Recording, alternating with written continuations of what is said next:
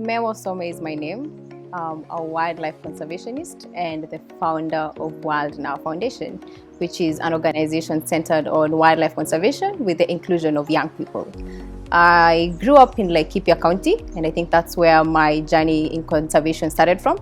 My family has been very much involved in conservation since I was pretty young. And I particularly remember my mom reminding me about, we would have family prayers, and she would mention almost everybody's name. And I would cause a tantrum if she doesn't talk about why aren't you praying for the cats, the dogs, the animals. So when I think about that illustration, I always think, okay, it's something that has been ingrained in me since I was very young. I started focusing officially on conservation when I was in high school. I was the head of the environment club. And it's where I noticed that there was a gap between wildlife conservation and youth involvement. The government noticed what I was doing, international organization wanted to be involved, but this was just Some. This was just Some doing her thing with her love for animals, right? And I realized that a lot of young people would want to be involved in that. And they thought it was an organization. So why not give them that platform to learn more and be part of the solution, right? So I launched Wild Now in 2019. It's been an amazing 3 years. And in 2020 is when there was an announcement about the management plan, the KWS management plan. So we petitioned in Parliament. We got a few young people to also be vocal on the issue on social media. And a couple of weeks later, it was tabled in Parliament and we were called to officially petition, which was a success. Some of the challenges that I've faced, especially as a lady in the conservation industry, are two things. One is I am very hardworking, and in everything that I do, I put my best foot forward. But it's recently that I realized it's not an issue that a lot of women are talking about, yet it's a concern that I think majority of women go through.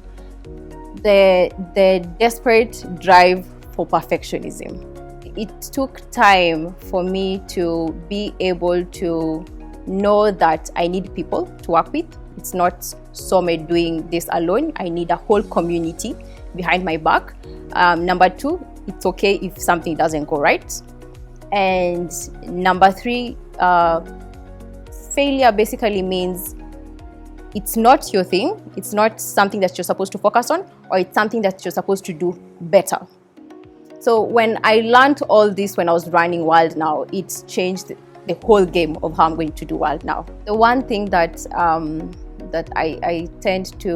would want to change in the climate change industry is on making climate justice more of an individual responsibility than it is as a collective responsibility. Something else is focusing on action plans and less on the advocacy. Climate change is becoming a trend that every young person wants to be involved in, but it's losing the significance of what climate change really is. Because if you ask a lot of the climate change activists out there nowadays, the basics of how to combat it is an issue. We can't have a conversation if even the basic science of climate change is not there. Where are we supposed to get the action plans for? So the unique perspective that I bring as a young African woman in the conservation industry is one, I believe there is power of working with communities themselves. And why I say this is because Wild Now Foundation, we are centered in also understanding the knowledge that the communities have had in terms of conserving the environment. I believe they are the custodians of what conservation really is. The things that I bring forth is not just the voice of young people, but also the voice of indigenous communities, the local communities. I do believe they do know more than us. We just don't give them the opportunity to teach us. We talk about educating communities, but can the communities educate us as well? I believe the system of conservation has been very welcoming to women. I don't believe that I don't think a lot of women have been involved in conservation fully, but we are moving at a great pace. I've worked with a lot of women organizations and I've learned a lot. But one of the things that I think I took home from that is that I want to change as a young woman is how we approach supporting each other. Working together doesn't mean just conversing about it. Always be accountable of your sister. And I say that because, as I mentioned, I understand the importance of having a role model. And when you join forces and say, I want to see Some in the next few years with this position so that she's able to execute this and this. When we do join forces in execution itself, not just supporting each other vocally, there's power in that. Hello, my name is Some. Let's break the bias.